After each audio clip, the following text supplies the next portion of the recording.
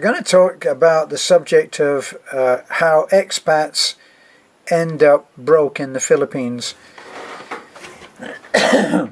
As always, how you use your money is a very personal thing. A lot of people can't use their money very well, and they if anything, they contravene, they break the rules of money.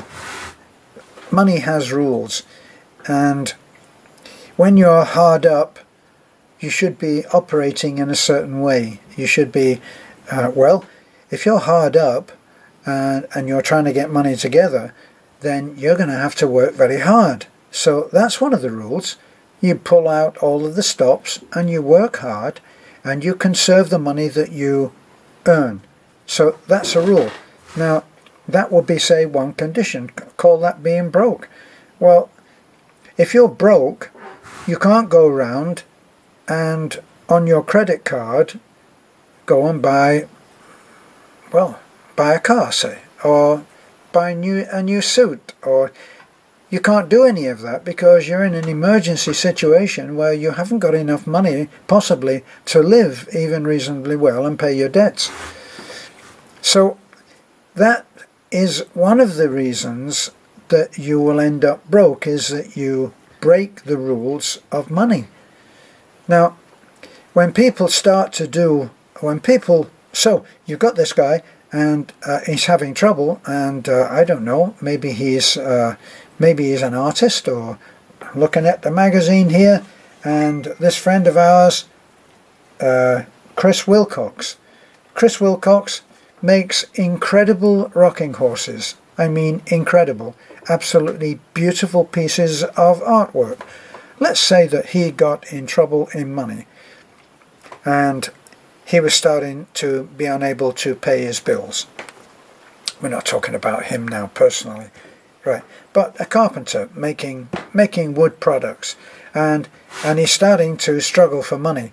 Well, instead of going home at 3 or 4 in the afternoon, he starts staying at work in the workshop until 7 and 8 and 9 o'clock and 10 o'clock, until he has such a stock of his product that he can actually go out and get somebody else to sell it, and then his money situation will change, and then he'll be able to change with it. Instead of staying in the workshop until 8 or 9 at night, he would be able to go home at the normal time. But he wouldn't go home at the normal time until his situation had normalized. What would his situation be? That he would be able to eat, that he would be able to pay the bills, that he would be able to ride his car to and from without worrying about the gas, that he would be able to pay for his workshop and pay for all his materials. So he can now pay for all of those. He can afford to be in work for normal hours, get out at 8 and leave at 5. Now, if he did that and amassed this stock of, say, rocking horses, and then started to promote, he would promote heavily. Any time that he spoke to anyone, he would mention about his rocking horses. You know, I got so many rocking horses now, and I got a great demand for them, but if you were to order quickly, I could come up with a good order for you with a good price. He would promote himself. So he'd be doing that. He would eventually find himself in a situation where he has spare money. He would feel affluent.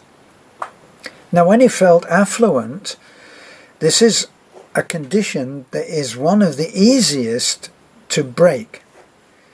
As soon as people start to feel that they've got, if a guy moves from one job to another, let's say a guy moves from one job to another, and in one job he's earning $1,000 a week, and he's earning $1,000 a week, and he's doing okay, his bills are being met, but he's not leading a very extravagant life. You know, it's still a fairly modest life if he's in America, and so he would look for another job, and then he finds another job, and his salary or his wages go up to, say, $1,500.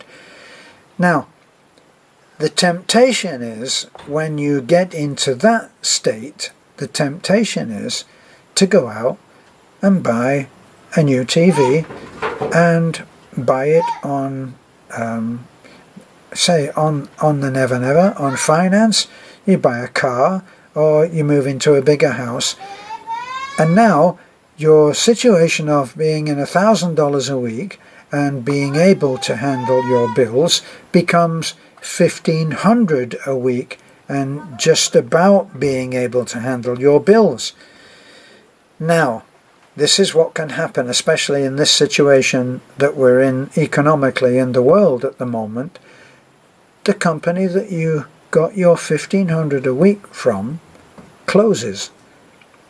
Now you're scrapping around, going back to your old job and saying, listen, I made a mistake, I was so much happier when I was here earning 1,000, and they give you your old job back, but you're getting 1,000. And now your economical state is that your outgoings are 1,500. So you violated the condition that you were in. You violated your economic situation. Now, how do expats get broke when they come to the Philippines? Usually they're coming with a stash of money, okay? So, like anybody, they've probably sold up their house if they're coming to live in the Philippines. They've sold their house, they've sold their car, they've sold, if they're a tradesman, they've sold all their tools, and they've got an influx of money into their hands, which may seem like a lot of money, and especially when the money that they transfer into pesos is at 50 times, then they really feel very wealthy.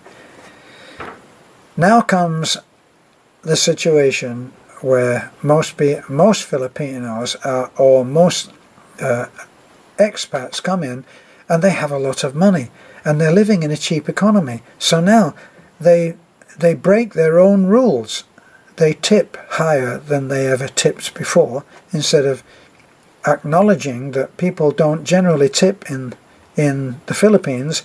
They tip because that's their way, and they feel pretty good, you know, they're earning money, they got money now, and they will make judgment calls which they never would have made when they were in their own home country. And they make it on the basis of, well, you know, I got my pension and I can afford to do this, so I'll send this girl to college and that girl to cooking school, and I'll help mum and dad, and they do all of this, and they do it with an open heart and an open hand and an open wallet. And soon enough they find that their new way of living is not one that they're used to controlling, and they can easily end up broke. Various ways that you can end up broke in the Philippines. You can meet the wrong lady. That wrong lady will help you to go broke quickly. And it may be when you're doing very good deeds of helping her family, helping sick kids, doing all kinds of actually charitable work that is more than you normally would do. And so you lose control of the amount of money that's going out based on the amount of money that you have, and probably what may well be, if you're me, a modest pension. So it's easy to lose control of the money situation. Now, my advice to anybody coming in who has their stash of money is to clamp right down on the money. Get a modest place to live. Go to modest places to eat. Don't go out buying jewelry and buying things which you never could afford before, and don't be the sugar daddy to any number of people who ask you for money. You say, right now,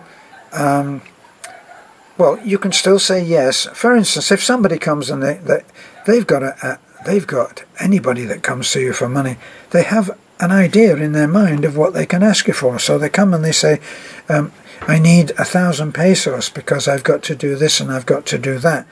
And you say, damn, I wish you'd come yesterday. I had 1,000 pesos, but hey, I can give you 300. Well, they're not going to refuse 300. They're going to wish that you'd given them 1,000, but they'll accept the 300, and you will not have said no, and you will have given a modest gift. $306. So you will learn to operate in a way which is modest compared to how you lived, say, in wherever you came from. And that will give you a time period where you will adjust to the economic situation as it really is. Now, I know that there are people out there who live by the beach and they pay 15,000 or 20,000 pesos for a nice house very close to the beach. And boy, isn't life wonderful? For someone who's lived, I don't know, who's lived in Detroit or Chicago in an apartment block, this is great living. And it's only 15 or 20,000 pesos. What's that in dollars? There's the other mistake. You're thinking in dollars when you're living in pesos. And that's what you have to get used to. So, if you're coming out here and you don't want to go broke, tighten your money before you arrive. Work out what the local economy will support you on. So if you're going out and you're going to find a place to live, don't think to yourself Chicago or New York or Fort Myers or wherever. Think local economy. Speak to people. Ask Filipinos, what's a good price to pay for an apartment? Now they'll give you the real price. They'll say, well, you can get, maybe, oh, well, you're a foreigner, you're rich. You have to disillusion them of that, okay? And they'll tell you, well, you can go out. Here we are in Talabon. I know that there's a friend of mine just rented a studio apartment for 3,000 pesos or 3,500 pesos. Somebody else that we know who just got married, and they're paying under 8,000 for a beautiful apartment. It's like a townhouse, upstairs and downstairs, 2 bedrooms, a living room, kitchen. There's even a small room out the back which is supposed to be a maid's room, and can be used as a utility or an office. See, so you would expect to be thinking cheaper, and thinking is what does it. Don't think that you're wealthy simply because you've come out here and you've got a few grand, because you're not. You need to adjust yourself to this new culture, this new way of spending money, and you need to do it with a tight fist until you've got it in hand. This is a foreigner in the Philippines. Thanks for watching, and don't forget to like, comment, subscribe, and share. Bye for now.